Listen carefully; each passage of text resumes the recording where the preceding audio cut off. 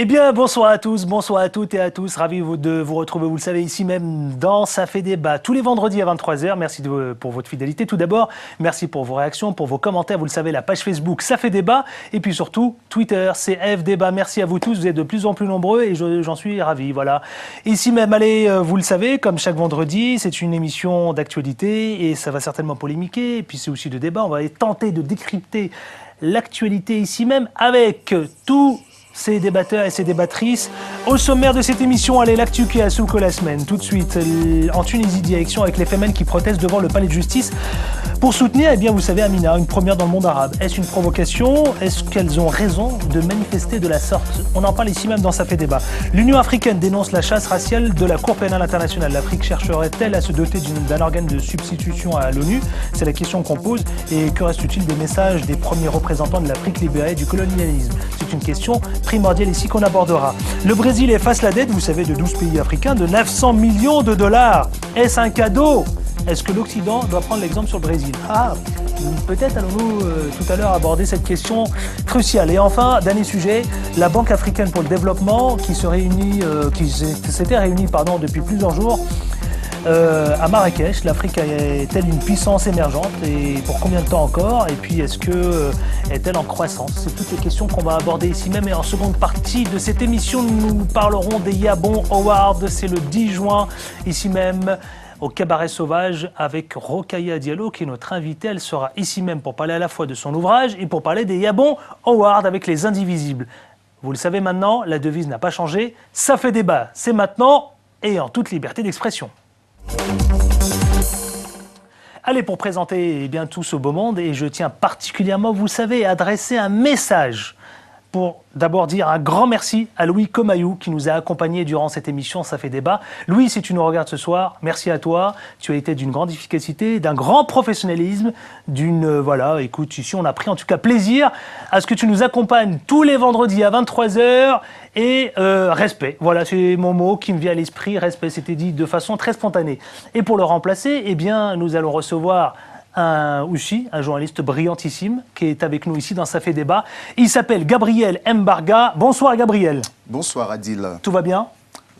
Ça va, c'est pas facile. Je ne sais pas si tu seras à la hauteur de Louis Comayou ou est-ce que tu tenteras d'effacer Louis Comayou? Non, on va faire une émission. Non, Louis, on ne peut pas l'effacer. On va faire une émission simplement sur les sujets qui nous sont proposés en disant respect à Louis Comayou, qui est un grand journaliste, effectivement. Absolument, avec un grand professionnalisme.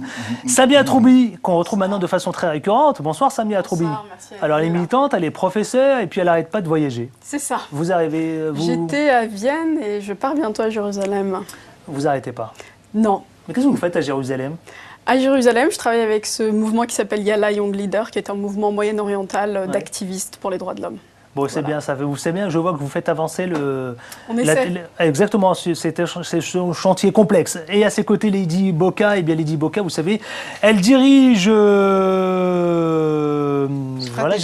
Stratégico, pardonnez-moi. Stratégico, vous êtes la patronne. Oui. Tout va bien pour vous? Tout va bien pour moi. Vous rentrez à peine de Marrakech. Oui. L'Assemblée annuelle de la BAD, mais on va en parler, je crois, en quatrième... c'est le quatrième sujet. Ce soir, bien sûr. Vous pouvez commenter d'ailleurs, tous celles et ceux qui nous regardent ce soir. Lady Boka, dites-moi, juste avant de démarrer l'émission, quelle est l'ambiance à Marrakech? Très très bonne. Il fait super beau et puis les gens sont très occupés et de bonnes nouvelles à l'horizon pour l'Afrique. C'est vrai? Oui. Eh bien, on en parle, ce sera le quatrième. On va s'en sortir, vous pensez? Oui. Bon, écoutez, ce sera la question qu'on va aborder. Allez, sans perdre de temps, nous allons aborder cette première question, ce premier sujet. Vous savez qui a secoué, non pas la semaine, qui a marqué, maintenant, depuis des mois et des mois. Je veux faire référence aux femmes tunisiennes, et puis surtout, Amina, qui est en ce moment même en prison. C'est ça. Je ne vous l'apprends pas. La Tunisienne, la femme tunisienne, qui a d'ailleurs craqué à un moment donné, on la disait très faible psychologiquement, puis ensuite après, elle était accompagnée et suivie par un psy, et puis y compris par sa famille qui l'entourait. Aujourd'hui, elle est en prison. Des femmes françaises ont allé organiser un sit-in sur place devant le palais de justice, mais avant tout, ce que je vous propose, c'est de découvrir le sujet proposé par Télé Sud. Regardons cela et on en parle tout de suite après.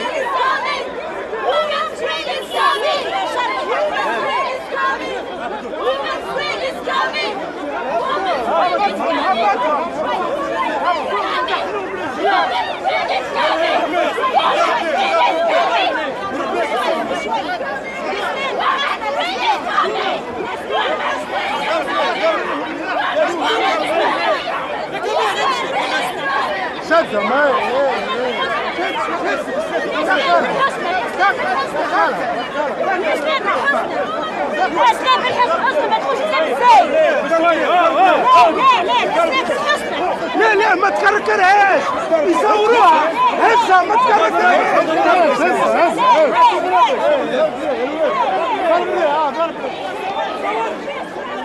ما تكركرهاش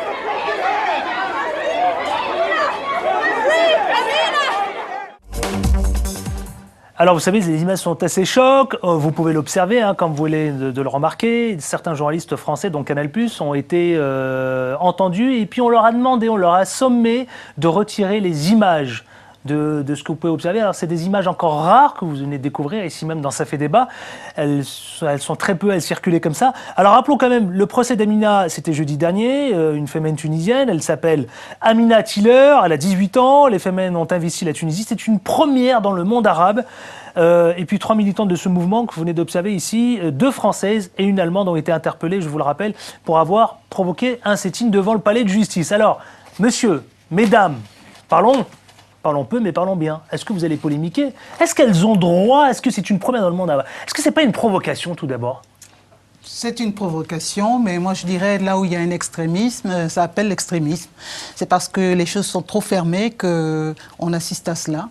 En tant qu'Africaine, je ne suis pas très à l'aise avec cela, bien sûr, mais je comprends, c'est des femmes jeunes, c'est la génération d'après qui veulent faire bouger les choses. Et moi, je dirais c'est tant mieux si ça fait bouger. Allez-y, Bocage, j'entends bien ce que vous dites. Est-ce que pour faire bouger les choses, on a besoin de le faire marquer comme ça, sous cette forme, y compris seins nus, dans un pays qui est dirigé par un gouvernement qu'on connaît, par des islamistes? Je vous laisse parler, Samia Atroubi. Il y a une triple provocation là quand même, parce que la première provocation, c'est qu'on est dans des sociétés. Mais bon, écoutez, en même temps, ça fait débat. Ça fait peur. Hein. Le mouvement féminin fait peur et personne n'ose vraiment prendre position. Tu veux pas dire qu'on est contre, hein. Non, mais alors, c'est une provocation parce qu'on est dans des sociétés arabo-musulmanes où la nudité est complètement tabou. On le voit, hein. Ils crient sur la vidéo, mais couvrez-les, on voit tout le monde. Ils parlent en arabe. Ils parlent en arabe. Ils disent quoi précisément? Alors, à un moment donné, ils disent couvrez-les, et puis à un moment donné, on voit le flic, visiblement, qui traîne la jeune femme. Il lui dit ne la traîne surtout pas, ils sont en train de te filmer. Et donc, il y a ces peurs de ces images-là. Il y a une vraie crainte, une provocation. Donc, cette nudité, elle est complètement taboue. On a un mouvement, les fémènes qui naissent en Ukraine, qui sont complètement exogènes aux sociétés arabes. Et beaucoup de féministes en Tunisie, mais dans le monde arabe avec qui je travaille, sont un petit peu sur la réserve, ne savent pas comment se positionner. Parce qu'à la fois, effectivement, il y a un extrémisme. Il suffit de se promener un tout petit peu dans les rues de Tunis. il y a une forme d'islamisation, de réappropriation de l'islam dans la rue. On voit des femmes en niqab, ce qu'on ne voyait jamais sous l'ère Ben Ali. Et donc on répond par une provocation, par un extrémisme musulman, par un autre extrémisme. Absolument, je réponds quand même, pour celles et ceux qui découvrent cette manifestation, par ces 3 fémènes, justement. Une raison toute simple, c'est que la militante du mouvement féministe, qui s'appelle Amina Tiller, a été arrêtée il y a quelques jours pour avoir tagué un muret proche de la grande mosquée de Kairouan. Alors, voilà. En fait, elle s'est rendue à Kairouan parce que le 19 mai, il y avait ce grand mouvement islamiste, les salafistes, qui faisaient sur le mur de la mosquée. Oui, mais on lui reproche pas seulement ça, parce que maintenant ils ont ajouté plein de faits qui sont pas forcément vrais. On lui reproche d'avoir voulu faire un happening et d'enlever le haut, ce qui n'était pas forcément vrai. Et donc il y a un vrai phénomène de crispation en ce moment en Tunisie sur les fémènes, mais ça vient aussi à la suite d'un vrai débat sur le statut de la femme qui est problématique. Et là, c'est vrai, les fémènes mettent le doigt sur un vrai sujet. Les femmes dans le monde arabe ont un statut qui est quand même particulier. Elles ont besoin de se battre. C'est vrai que c'est osé. C'est une première dans le monde arabe. Gabriel, alors, les images vous choquent? C'est une provocation? Le problème, c'est celui de l'objectif. Quand on s'exprime, parce que c'est une expression politique, à travers un activisme dont l'appréciation, vous voyez bien, ne fait pas l'unanimité. Le problème, c'est l'objectif. Quand on veut manifester, quitte à mettre le doigt sur un phénomène, un problème réel, qui est celui du statut de la femme, comme vous le disiez, en Tunisie, et par extension dans le monde arabe, il faut l'efficacité des moyens. Est-ce qu'en utilisant un moyen qui est celui-là même, qui est le plus susceptible de hérisser le poil des barbus dans un pays dirigé par des islamistes, est-ce qu'en utilisant ce moyen... Lady Boka, elle n'a pas l'air de... Non, mais c'est pas grave. Elle n'a pas l'air d'être ravie parce que... Est-ce qu'on est efficace en faisant cela? Ça, c'est la première question. La deuxième question est que le développement, le changement dans une société, vient-il de l'extérieur ou est-il endogène? C'est-à-dire que la Tunisie connaît les soubresauts interne de tout ce qu'il y a eu dans le monde arabe. Donc, pour rebondir sur ce que Gabriel a dit, le régime Ben Ali, avec tous les problèmes qu'on connaît, avec quand même une politique très volontariste pour la libération de la femme. Exact. Il y avait des femmes policières, moi j'ai vécu en Tunisie.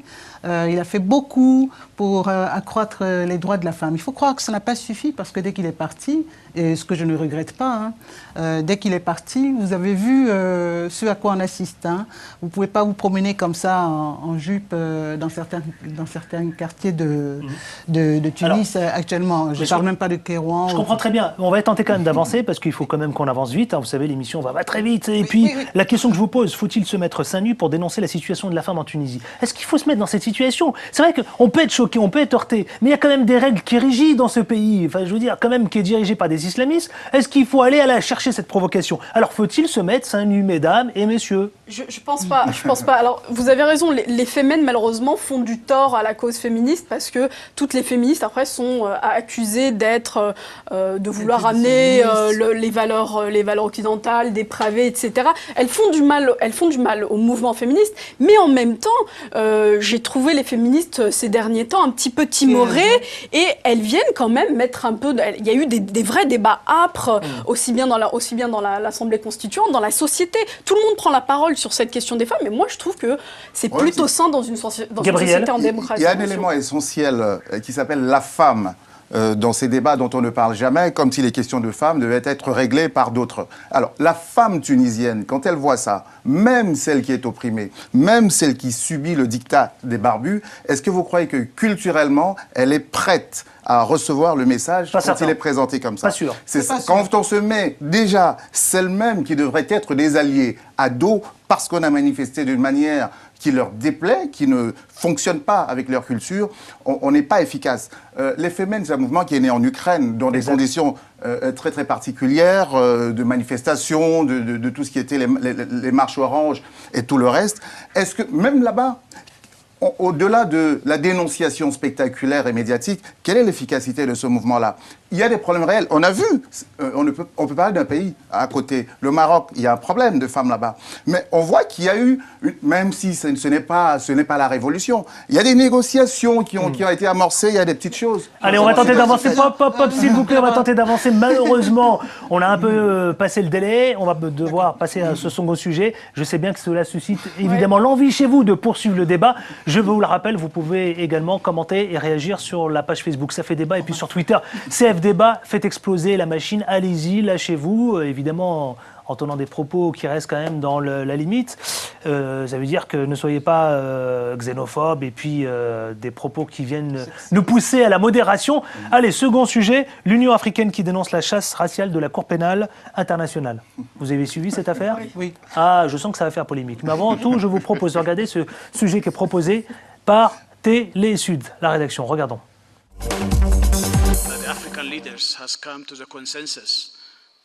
Les dirigeants africains sont arrivés au consensus que le processus mené par la CPI en Afrique a un vice de forme.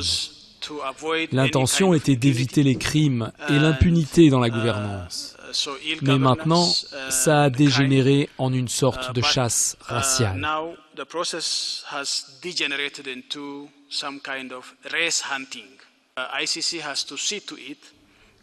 La CPI doit s'assurer qu'elle ne poursuit pas les Africains. Sur toutes les personnes inculpées par la CPI, 99% sont africains. Cela montre qu'il y a un défaut dans le système de la CPI et nous protestons contre ce défaut. Alors ça a été l'une des décisions les plus marquantes. Fait marquant, vraiment. Alors ma première question, est-ce que ça vous fait réagir? Oui. Oui, Lady Boka. Je suis absolument pas d'accord. Oui. Parce Pour quelle que, raison?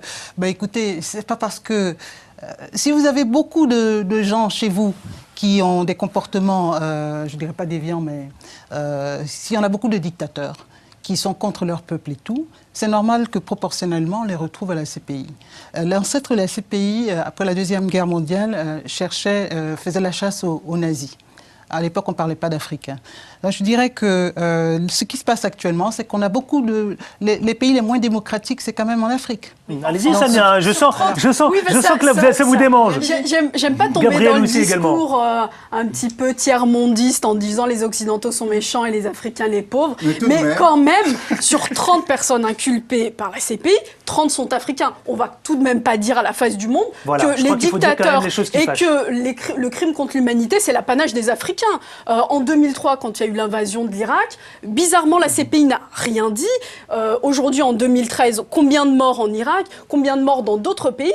Les États-Unis n'ont même pas signé cette charte. Donc quand même, à un moment donné, l'Afrique a joué le jeu. La plupart de ces pays ont signé cette charte et ils se trouvent la plupart inculpés. C'est quand même, ça pose Gabriel. question et je trouve que c'est une très bonne initiative. Oui, je vois. Non mais attendez, allez-y, vous pouvez y aller de façon très libre. Lady Boka, vous n'êtes pas d'accord avec quoi? Avec les faits?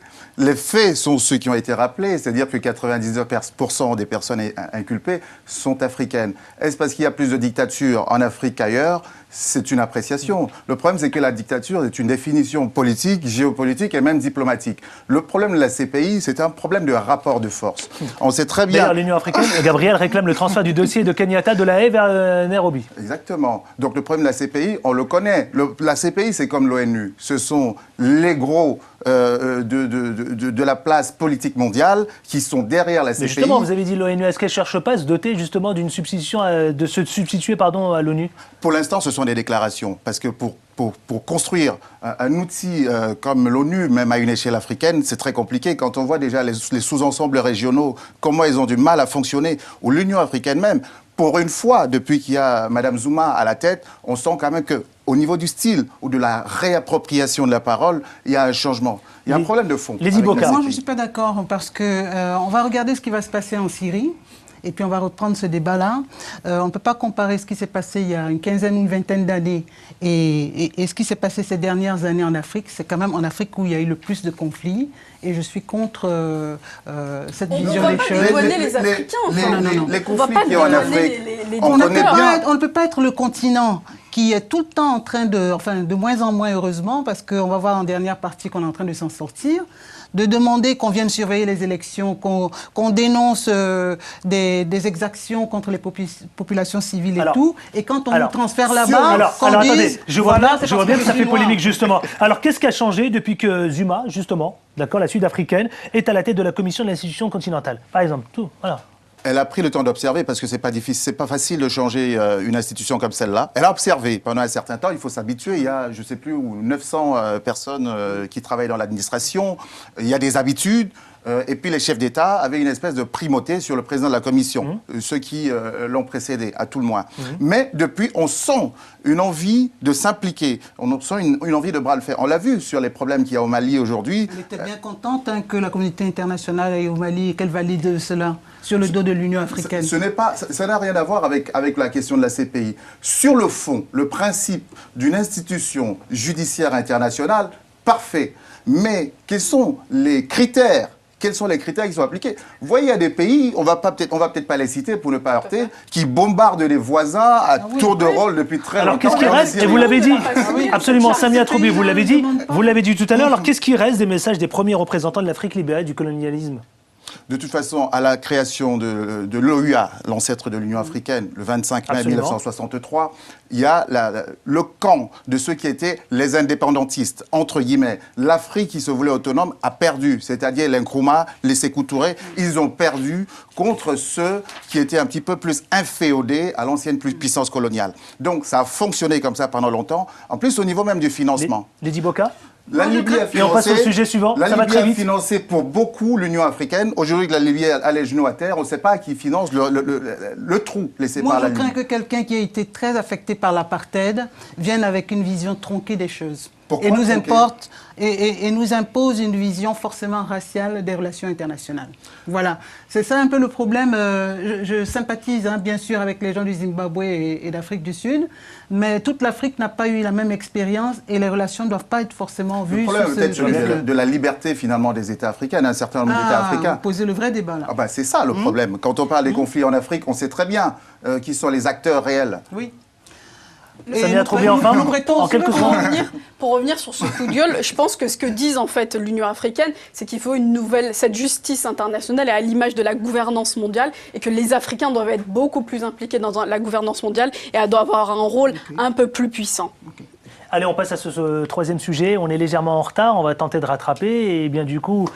On avait peut-être un sujet à vous proposer. On va aborder la question du Brésil. Vous savez qu'il efface la dette de 12 pays africains. Elle s'élève à 900 millions de dollars. Est-ce que c'est pas un cadeau d'un ami, ça? Est-ce que c'est pas un cadeau d'ami? Tenez, voilà, oui, effectivement, j'efface, je purge, on n'en parle plus. Est-ce que le traitement doit être fait de la sorte? Il n'y a pas de cadeau dans le jeu politique international. Pour reprendre De Gaulle, tout le monde connaît, il n'y a que les intérêts. Il n'y a pas d'amis. En fait, le Brésil, vis-à-vis de l'Afrique, a deux soucis. D'abord, historiquement, par rapport à l'esclavage, le président Lula, il avait mis... C'est cette symbolique-là, de l'esclavage? Il y a cette symbolique, comme s'il y avait une dette. Il y a quelque chose de moral, quelque chose qui est un poids, parce que c'est la deuxième population africaine en dehors du continent africain, c'est le Brésil. La deuxième chose, vous savez très bien que le Brésil cherche une place au Conseil de sécurité de l'ONU, aura besoin des voix africaines. Et puis pour finir, d'un point de vue de la conquête du marché africain, la Chine a sa stratégie, l'Occident est là depuis longtemps avec sa stratégie des dictateurs qu'elle maintient au pouvoir. Le Brésil arrive avec une stratégie différente. Elle n'a pas encore les liquidités de la Chine, mais elle essaie de jouer sur le transfert de technologie ou des choses symboliques comme celle-là pour demain avoir l'Afrique derrière elle. Alors on voit bien à travers ce que nous esquisse ici Gabriel. Effectivement, on peut noter plusieurs choses. Alors le Brésil, est-ce qu'il ne cherche pas simplement à une dette plus symbolique comme le soulève Gabriel? Moi j'aurais dit plutôt peut-être envers l'Afrique en raison de l'esclavage. Oui, et puis certainement, recherche d'influence. Parce que vous l'avez dit, c'est vrai, c'est le deuxième pays au monde noir. Oui. Et puis il y a des puissances quand même en Afrique qui parlent la même langue comme l'Angola, qui est la troisième puissance en termes de PIB. Voilà, la communauté des pays, la CPLP des pays de langue portugaise. Donc c'est chercher aussi de l'influence et puis une volonté réelle de faire entendre sa voix. Et c'est très bien. Oui, mais entendre sa voix, attendez, ça suffit pas. Et là, je vais tenter vraiment, moi, de mettre les pieds dans le plat. Peut-être qu'il simplement, jusqu'ici, comme la relation était un peu tendue entre le Brésil et le continent africain, est-ce qu'il ne s'agit pas, certains analystes d'ailleurs comme vous le disent, est-ce qu'il ne s'agit pas de refroidissement? Non. Pas du tout. Refroidissement, je pense pas. Je avec pense le continent africain. Il y a un nouveau positionnement des puissances émergentes. Et cette relation sud-sud. Oui, il y a effectivement cette relation sud-sud qui est primordiale. Je me souviens que la dernière fois, quand j'étais dans l'émission, il y avait l'Iran, il y avait Ahmadinejad qui était au Niger. On avait aussi parlé de la Chine. Et ben, le Brésil participe à ce nouveau repositionnement en Afrique. On a des nouvelles dynamiques sud-sud qui se créent. Et on a la Chine, le Brésil et l'Inde qui sont des vraies puissances et qui ont besoin d'aller vers ce continent qui est aujourd'hui le moteur de la croissance mondiale. Quand même qu'il y a un manque cruel de volontarisme de la part des Brésiliens. De la part de Dilma Rousseff. Absolument. Le président Lula avait intensifié la relation africaine. D'ailleurs, c'est lui qui a créé ce rapprochement. Et puis on a vu, le Brésil a des intérêts aussi en Afrique, hein, comme tout le monde. La question des terres, la question des biocarburants. Et puis au niveau technologique, ils ont pas mal de savoir-faire. On ne sait pas, par exemple, que même au niveau des avions, ils sont très très avancés. Voilà, enfin, j'allais raconter une anecdote, mais on n'a pas le temps ici. Si, allez-y, racontez votre anecdote. Non, mais c'est un pilote suédois que je rencontre comme ça à des tours d'un voyage et qui me parle d'un avion qui travaille pour les compagnies suédoises et qui est brésilien. Alors qu'on entend toujours parler de Airbus. Et vous voyez, ils ont une technologie qui est déjà à la pointe dans beaucoup de domaines, même si on sait qu'il y a encore tout un fossé avec des millions de personnes. Mais le Brésil d'en haut, il peut rivaliser avec les pays du haut. Et alors, ils font partie des BRICS aussi, hein, avec l'Afrique du Sud. Alors, n'est-ce pas une leçon, mesdames et messieurs, n'est-ce pas une leçon? Est-ce que l'Occident doit-il prendre exemple, par exemple, sur le Brésil? L'Occident l'a déjà fait, parce que l'initiative des pays pauvres très endettés du milieu des années 2000, l'Occident l'a fait en effaçant la quasi-totalité de la dette africaine. Oui, voilà. C'est pas le cas. C'était pas le cas. Vous le savez? Oui, je le sais. Mais c'était pas le cas. On peut pas comparer comme l'Occident qui agit. Là, elle vient de faire un acte très fort symboliquement, le Brésil. Oui. Il me semble pas de mémoire par rapport vraiment. À ses moyens. L'Occident, il me semble quand même, et je connais suffisamment un peu l'histoire, n'a jamais eu une attitude. Je n'ai pas dit que c'était un cadeau, mais il a effacé la dette, ça c'est un fait. Il a effacé peut-être pour que les États s'endettent plus ou pour faire repartir les affaires parce que la machine était grippée. Vous aviez des pays qui avaient 150%. Parce que dans le fond, l'Occident. Vous allez sur le site du FMI, vous allez voir que la quasi-totalité de la dette a été effacée. Club de Paris et Club de Londres, ça s'invente pas. Une seule phrase. L'Occident s'est empiffré sur l'Afrique pendant 5 siècles. Ça, je ne le dément a endetté des pays qui n'étaient déjà pas souverains, à qui on a prêté de l'argent parfois dont ils n'avaient pas besoin, un argent qui n'arrivait même pas. C'est surtout ça, moi je suis assez d'accord. Lydie Boka, c'est surtout ce que dit Gabriel. J'ai pas fait de jugement de valeur là-dessus. Absolument, mais c'est vrai que si vous allez sur le site de FMI, vous pensez bien qu'ils vont pas dire le contraire. Un pays comme le Libéria, qui était endetté à plus de 100% de son PIB ou de ses exportations, a quand même eu une bouffée d'oxygène. Il y a 2 ou 3 ans, n'allez pas trop loin, avec cette dette qui a été effacée. Voilà. C'est à eux maintenant de prendre conscience et ne pas se réendetter dans les mêmes conditions. Vous vous souvenez de la contrepartie? La contrepartie, c'était d'accepter tous les critères du FMI et de la Banque mondiale.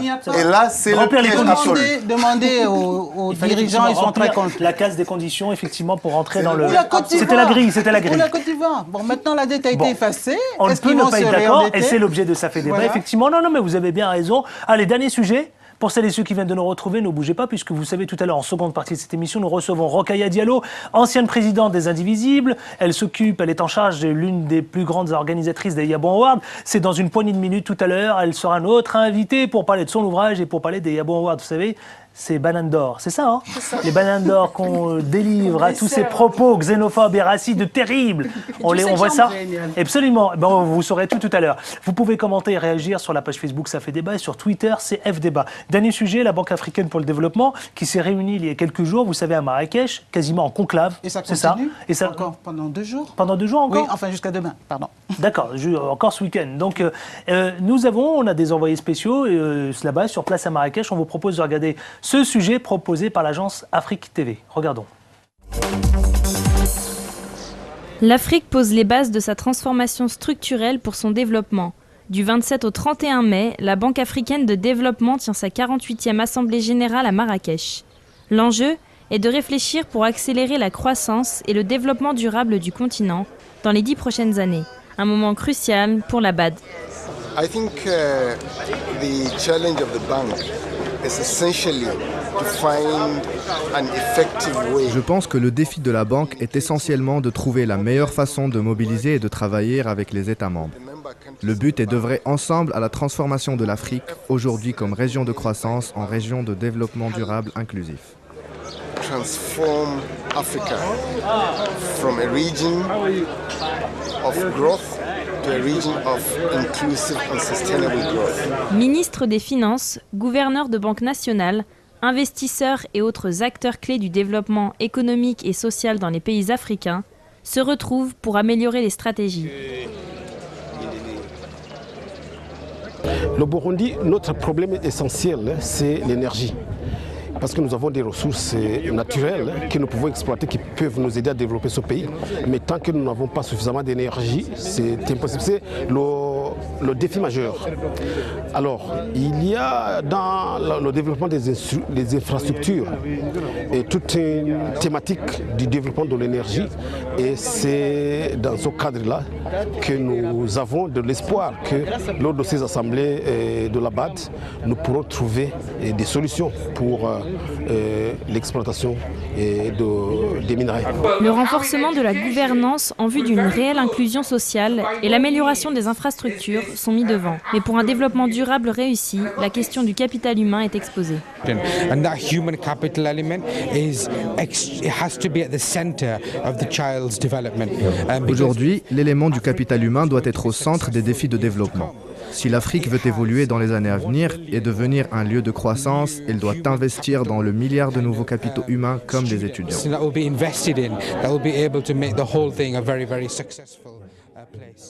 Pour soutenir et mieux distribuer les fruits de cette croissance, la Banque africaine de développement opte pour la transformation structurelle des économies avec l'espoir de booster la productivité et créer plus de richesses.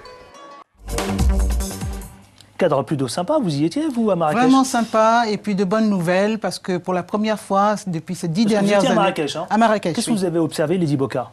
Écoutez, qu'est-ce qui vous a marqué? Ce qui m'a marqué, c'est que l'Afrique va s'en sortir, parce que depuis ces 10 dernières années, la croissance est soutenue, et pour la première fois, ça se traduit dans le PIB par tête. Et ça veut dire que l'Afrique, une puissance émergente?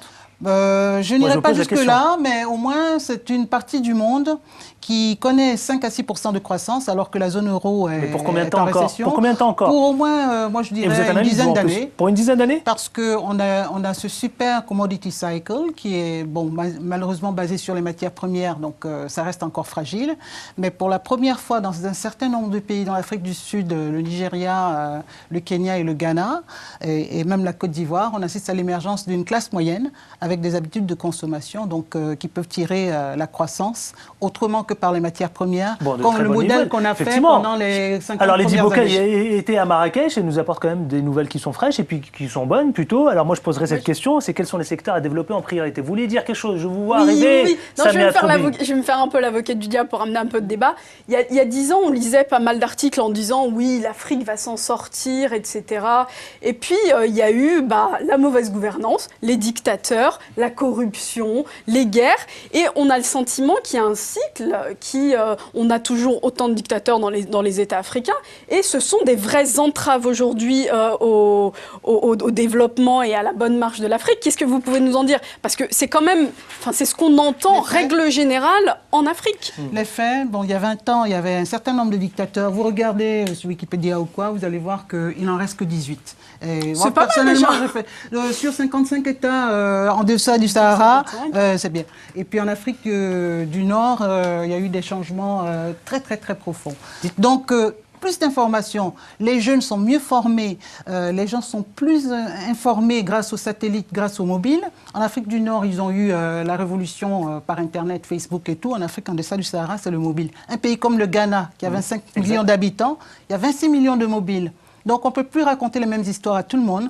Des pays comme le Ghana, qui pendant les 20 premières années après l'indépendance ont connu 4 ou 5 coups d'État, maintenant connaissent la stabilité. Alors, le président meurt au pouvoir, il n'y a pas de guerre civile, l'Afrique vraiment va mieux. Alors, je vous suis en partie entièrement, mais quand même, je vais poser cette question qui va certainement vous provoquer chez vous un bond. Gabriel, je ne vous entends pas du tout, là, dites-moi, et c'est vrai, au vu de la crise économique mondiale, Alors, l'Afrique a-t-elle plutôt intérêt à se refermer sur elle-même ou pas du tout?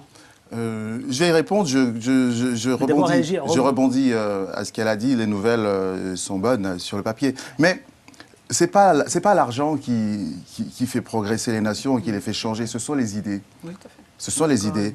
Il manque des idées, il manque des leaders, il manque une dynamique politique pour faire de cet argent... Gabriel, il y a quand même des leaders et des idées. Oui, non, mais... Là, je vous trouve dur. Je suis d'accord, le leadership est... ce que je veux dire, c'est quoi? C'est que si on veut faire un progrès, qui ne soit pas simplement... Mais laissez-les émerger, ces leaders. Ils sont là. Si on veut faire un progrès qui ne soit pas simplement des chiffres de croissance, totalement fictifs par ailleurs, quand on voit les masses qui sont dans la rue, si on veut faire un progrès qui profite aux Africains, il faut qu'il y ait une idée africaine du développement. C'est-à-dire qu'on revient aux fondamentaux. L'éducation, la santé, l'agriculture, l'énergie. Ce sont les fondamentaux de tout développement. Là, on va vendre des téléphones portables, très bien, on enrichit qui? On va vendre, je ne sais pas quoi, des satellites, demain des fusils, des Kalachnikov, des M16, des machins. On enrichit qui? Alors vous répondez, ça crée des emplois. Ça crée des emplois. Ça enrichit certains et ça crée des emplois de l'autre. Je parlais du mobile, hein. Je parlais du mobile, je ne parlais pas des armes. Le problème de l'Afrique, c'est qu'il n'y a pas de commerce intra-africain pour X ou raison. Il faut développer les infrastructures. Parce que c'est un continent vaste. Entre Addis Abeba et puis Dakar, il y a 6000 km. Entre Paris et Moscou, il n'y en a que 2500. Donc, problème d'infrastructure, mais quand même, ça va mieux qu'il y a 10 ans. Je suis extravertie. Et là, je rebondis sur votre question. C'est-à-dire qu'il faut une économie. C'est facile, mais ce sont des idées qu'il y a derrière. Une économie qui bénéficie aux gens. C'est quoi? Qu'est-ce que les gens veulent au quotidien? Ils veulent de la lumière. Il y a des délestages partout. Mais c'est pas de ma part de vous poser cette question. C'est que l'Afrique, est-ce qu'elle a plutôt intérêt à se refermer sur elle-même? Non. C'est pas vous comprenez la nuance de ma question? C'est histoire de mieux se vendre et de s'industrialiser. On ne peut pas être là tout le temps simplement à parler de matières premières. Que nous soyons juste des vendeurs, comme ici à Paris, nous sommes des consommateurs. Personne ne crée des sociétés. On consomme, on achète ci, on achète ça, on achète des habits, on achète... Mais qui a créé? Les Chinois, ils arrivent là, ils font. C'est pas qu'il manque des sous, il manque une dynamique. Et la dynamique, ce sont les esprits, ce sont les idées, c'est un mouvement. C'est ça. Les esprits sont là, parce que l'Afrique a appris de ses erreurs, qu'il ne faut pas exporter ses matières premières en l'état. En plus, elles sont non renouvelables, comme le pétrole et les minerais. Maintenant, des pays comme la Guinée sont en train de changer les codes miniers, et plusieurs autres sont en train de faire la même chose pour transformer le maximum possible sur place, créer une industrie et développer l'industrie des services. Sans oublier l'agriculture qui emploie quand même 60% de la population active et qui est le meilleur moyen de réduire... La BAD a mis l'accent sur l'agriculture, j'ai vu. Oui, maintenant, avec sur la les déclaration... infrastructures, ils vont se lancer à fond dans les infrastructures avec des investissements de 100 milliards de dollars pour les 10 prochaines années. Précisons quand même que la BAD est financée Précisons quand même que la BAD est financée à 40% par des pays de l'OCDE. Mais le management reste africain. Pour conclure, on a souvent tendance, quand on parle de l'Afrique, et je le déplore tout le temps, c'est qu'on ne parle que de matières premières. Et je pense que le défi des 20 prochaines années, c'est de miser sur ce capital humain qui permettra à l'Afrique d'être une vraie puissance émergente et non pas de rester dans des dynamiques néocolonialistes comme ça. Il peut se passer avec Ma réponse est oui. Pourquoi? Si tout le monde afflue chez nous, c'est qu'il y a quelque chose. Ça, c'est de un. Et puis, j'ai un petit exemple. Aujourd'hui, ce sont les Portugais qui vont chercher du boulot en Angola. Ça me laisse penser que c'est chez nous. Une nouvelle dynamique. On a une jeunesse qui constitue une bulle. Une bombe à retardement. Alors j'aime bien ce que vous dites, faut-il encore leur laisser la place, cette jeunesse-là et cette relève-là? J'ai pas le sentiment, et pardonnez-moi, qu'on leur donne l'espace et l'occasion de créer cet espace, n'est-ce pas, Lady Boka? Oui, c'est vrai. Mais ils vont le prendre. Exactement. Ils vont le prendre. Exactement. Merci à vous. Vous savez, vous connaissez les Yabon Awards? Ah oui, tous. Vous adhérez, j'imagine, quand même. Un grand lauréat, c'était Zemmour, il y a quelques... Zemmour, Caroline Fourest, juste l'année dernière, qui a provoqué une terrible polémique. Et puis Richard Geoffroy, la semaine dernière, ici même, qui a fait des propos qui ont fait réagir, qui ont fait même bondir d'ailleurs l'ancienne présidente qui s'appelle Rokhaya Diallo, l'ancienne présidente des Indivisibles. Rokhaya Diallo, qui est notre invitée ici même. Je vous remercie là dans une poignée de secondes. Et je la remercie. Merci à Gabriel Mbarga, cette première. Ce fut tout à fait écouté. Oh oui, j'aime bien votre rythme. C'est vrai? C'est vrai, votre voix, elle est entraînante, merci. Donc vous reviendrez? Oui, j'espère bien. Merci Gabriel, merci à vous, à très bientôt la semaine prochaine. Samia Troubi, militante et professeure, merci avec autant de plaisir. Toujours. Bon courage à Jérusalem. Merci. Puisque vous êtes en partance. Je vais en avoir besoin. Quelle direction, Lydie Boka? Lille. Lille? Oui. Stratégico, vous en êtes la patronne? Oui. Et puis surtout, vous êtes analyste. Analyste de risque pays, de risque économique et politique. Toute l'Afrique. Toute l'Afrique, voilà, francophone, anglophone. Voilà. Absolument, merci à vous. Tout de suite, c'est Rokhaya Diallo et les Yabon Awards. Eh bien, pour celles et ceux qui viennent de nous retrouver, vous savez, Ça fait débat comme chaque vendredi à 23h, ici même, et vous êtes de plus en plus nombreux à nous regarder, je vous en remercie. Et ici, dans cette seconde partie, dernière ligne droite, vous le savez, ne bougez surtout pas, puisqu'il s'agit de parler des Yabon Awards, vous savez, cette banane en or, c'est ça? C'est une peau de banane dorée. Une peau de banane dorée qu'on délivre à tous ces propos racistes. Eh bien, je remercie infiniment Rokhaya Diallo d'avoir accepté notre invitation. Bonsoir Rokhaya. Bonsoir, merci de l'invitation, j'en suis ravie également. Toujours ravi de partager des petits moments comme ça. En tout cas, il s'agira de parler, de traiter des Yabon Awards.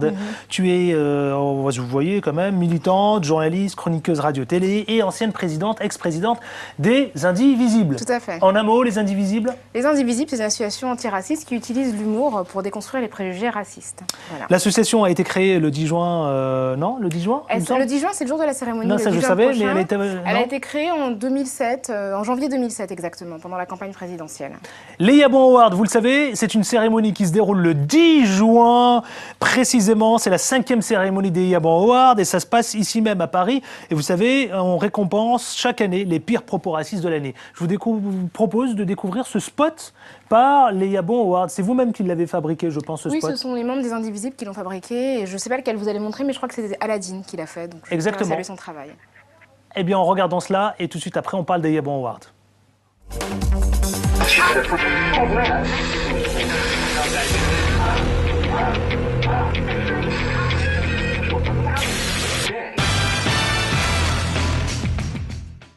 Alors, on la démarre, cette petite partie de cette famille? Volontiers, Brice.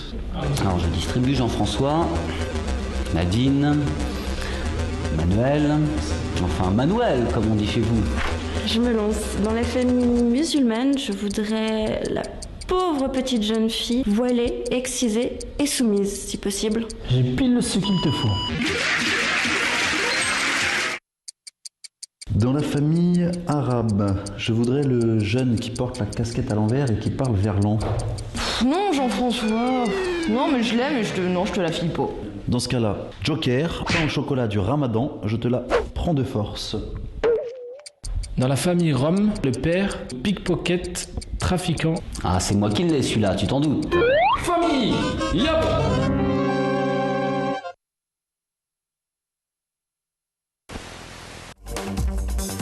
Yabon Awards, ça se passe le 10 juin au Cabaret Sauvage à Paris et c'est les pots de banane d'or qui épinglent les propos publics les plus racistes. C'est bien cela et je rappelle aussi à celles et ceux qui nous regardent et qui nous suivent dans ces faits débats, on parlera aussi de son ouvrage. C'est le dernier, ça s'appelle « Comment parler du racisme aux enfants » et c'est Rokhaya Diallo avec une préface de Lilian Thuram et c'est aux éditions Le Baron Perché.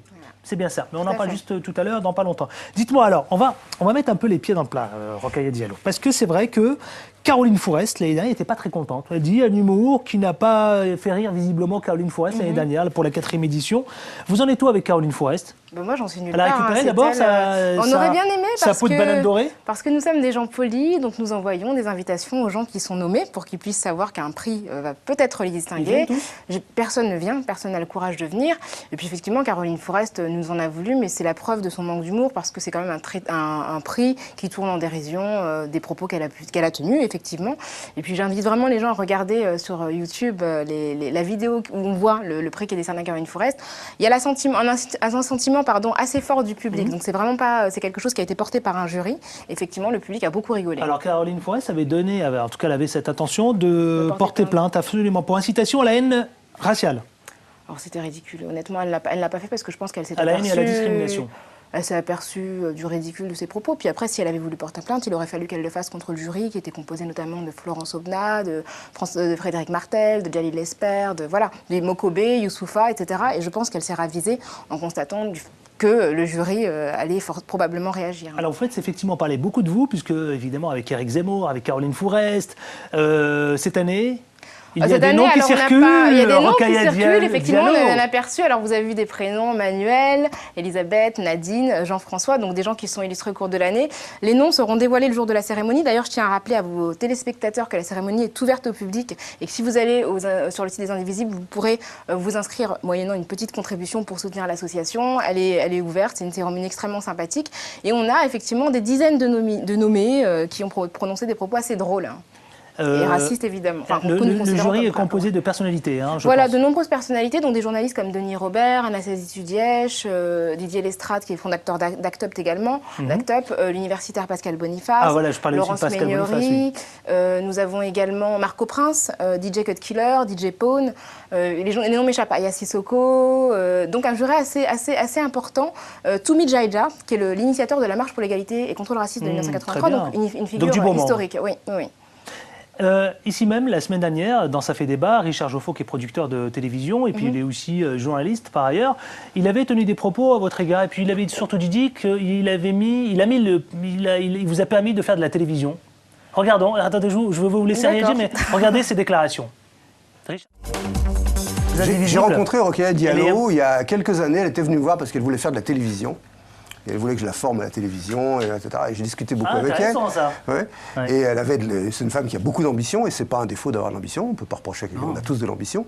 J'avais été invité à une des réunions des Indivisibles, il y avait des projets qui étaient dans l'air, etc.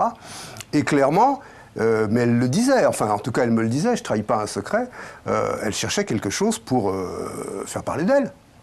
Or, en termes de communication, créer un événement, créer des awards, créer des récompenses, ça fait partie des quelques recettes, des plans d'action de communication qui fonctionnent bien. Là, on instrumentalise le racisme et c'est facile. Alors, Richard Joffo, vous a-t-il permis de faire de la télévision, de vous mettre le pied à l'étrier, Rokhaya Diallo? On a envie de tout savoir, on a envie de comprendre, Rokhaya. Moi, je vous avoue que j'ai découvert ça comme beaucoup de gens devant ma télé, que j'ai beaucoup ri. Alors, Richard Joffo est une personne qui a approché, contrairement à ce qu'il dit, qui a approché les Indivisibles en 2008. J'ai des échanges de mails que j'ai à la disposition de chaque personne qui me contactera via Twitter ou Facebook. Il nous a approchés parce qu'on avait fait des petits dessins animés, des petits romans photos qu'il a voulu produire. Et il nous a proposé en fait des conditions qu'on a estimées inéquitables. Effectivement, il a pu penser qu'on était des jeunes militants un peu naïfs, mais il se trouve que dans l'association, il y a 4 juristes et que moi, j'ai fait une formation en production télévisée. Donc, nous avons décliné son offre que nous estimions absolument pas équitable, et depuis nous n'avons pas eu de nouvelles à part une interview qu'il m'a demandé pour Diaspora News. Moi, je n'ai jamais, c'est un mensonge, moi je n'ai jamais souhaité faire de la télévision. J'ai été repérée par la cellule repérage de Canal+ après avoir été invitée à la matinale de Canal+. Donc je rends grâce à Charlotte Meunier qui m'a incité à faire de la télévision, et je n'ai jamais demandé, et très honnêtement, si j'avais voulu faire de la télévision à cette époque, ce n'est pas Richard Joffo que j'aurais sollicité. Cette déclaration, c'est pour se faire smousser? Moi, je sais pas, je suis pas dans la tête de Richard Joffo et je comprends pas pourquoi il invente une histoire pareille. Après, je trouve que c'est toujours un peu facile d'arriver après la guerre et une fois qu'une personne est identifiée, dire je l'ai fabriquée. Rokhaya Diallo, autre déclaration, toujours de Richard Joffo, qui dit que les Yabon Awards, c'est du business. Regardez cela, écoutez. Les Yabon Awards, c'est le contraire de ce qu'il faut faire pour changer les mentalités. Pourquoi? Parce que... Je sens que vous avez provoqué une énième polémique. On sort après Caroline Fourest, Richard Joffo. Mais non, mais attendez. J'ai beaucoup de respect pour Rokhaya Diallo, qui a beaucoup de talent et qui fait son chemin dans les médias. Donc elle a réussi son coup. Donc de ce point de vue-là, bravo à elle. Et opération réussie, en termes de communication, opération... Mais c'est du showbiz. Alors les Yabon Awards, c'est du showbiz. Écoutez, moi je suis pour la liberté d'expression et je pense que toutes les positions doivent exister, doivent être défendues.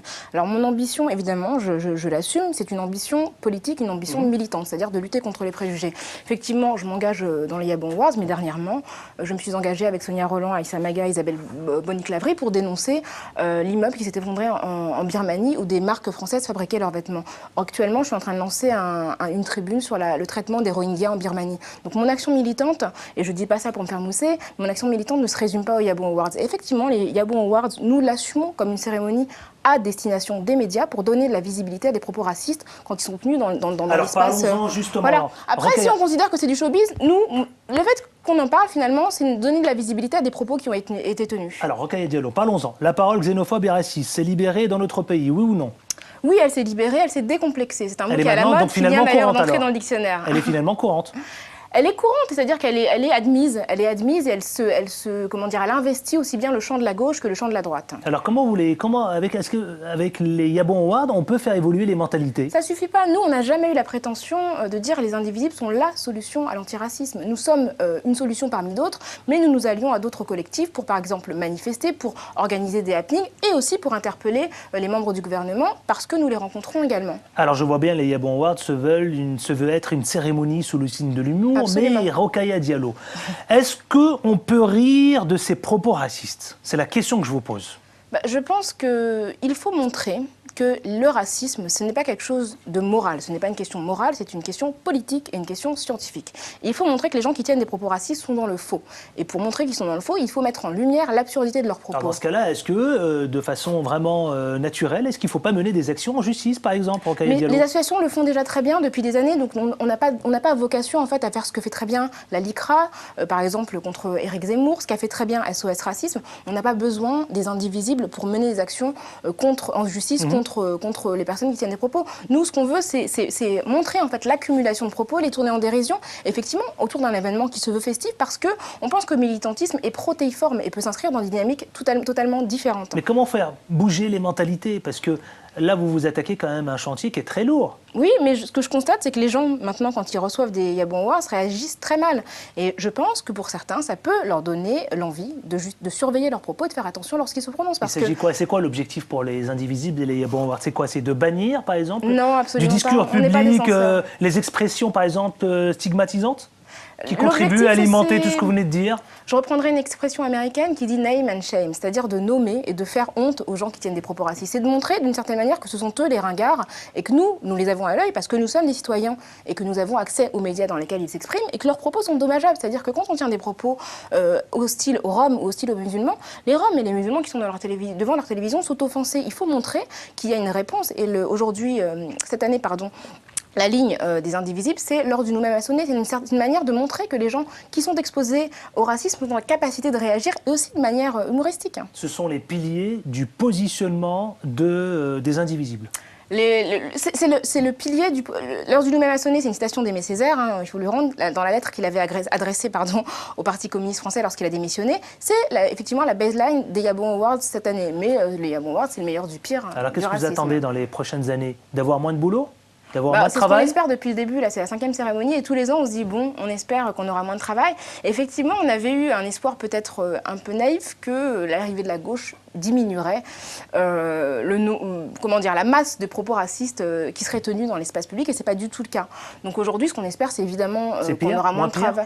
C'est équivalent. C'est équivalent. On a beaucoup on a autant de propos racistes. Ce que peut dire Manuel Valls sur les Roms, par exemple, est totalement équivalent à ce qu'on avait pu entendre dans la bouche de Claude Guillon. Et si on se place sur le terrain politique. Donc Sarko-Hollande?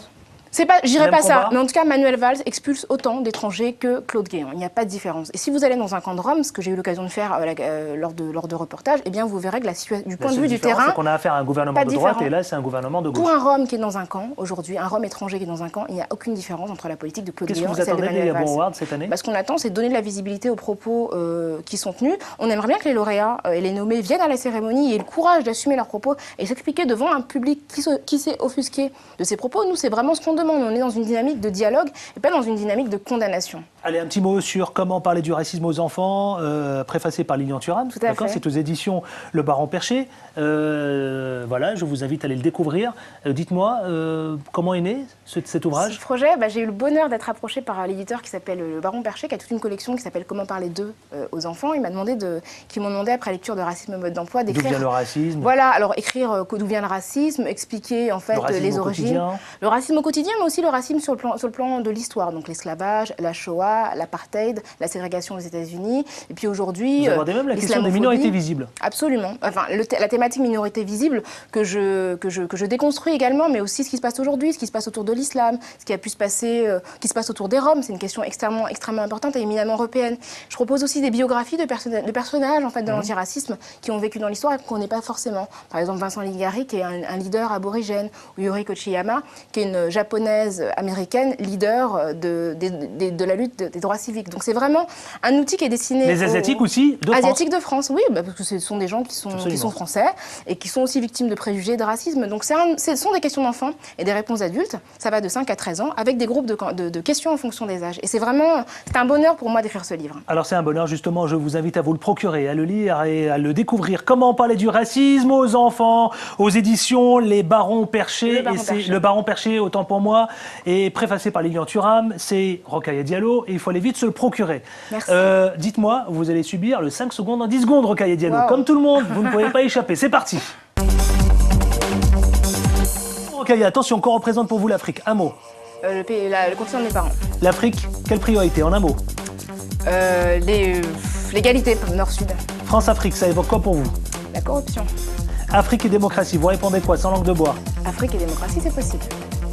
Et enfin, le dernier mot pour tous celles et ceux qui vous regardent ce soir. Qu'est-ce que vous avez à leur dire? J'ai envie de les inviter à la cérémonie des Yabon Awards qui se tient le 10 juin au Cabaret Sauvage. Et puis effectivement, à se faire leur propre avis sur tout ce qui s'est dit en allant sur Internet, en écoutant les déclarations des uns et des autres, parce que je crois que c'est comme ça que fonctionne aussi la démocratie. Et à se procurer aussi également Comment parler du racisme aux enfants, votre dernier ouvrage, d'accord, aux éditions Le Baron Perché. Voilà, c'est dit. Merci. Merci beaucoup. Merci infiniment. On y sera, nous, en tous les cas. Télé très bien. Le quotidien en ligne Afrique.com sont partenaires, d'ailleurs, on le rappelle, à nos téléspectateurs. On y sera le 10 juin. On sera ravis de vous voir. Absolument, on va suivre cela de très très près. Merci infiniment, Rokhaya Diallo. Vous pouvez, je vous le rappelle à vous tous, commenter et réagir sur la page Facebook Ça fait débat et puis sur Twitter, CF Débat. À très bientôt. Alors, au rendez-vous au 10 juin. Avec plaisir. À bientôt, Adil. Merci à vous. Merci de votre fidélité. À la semaine prochaine. Ciao, ciao.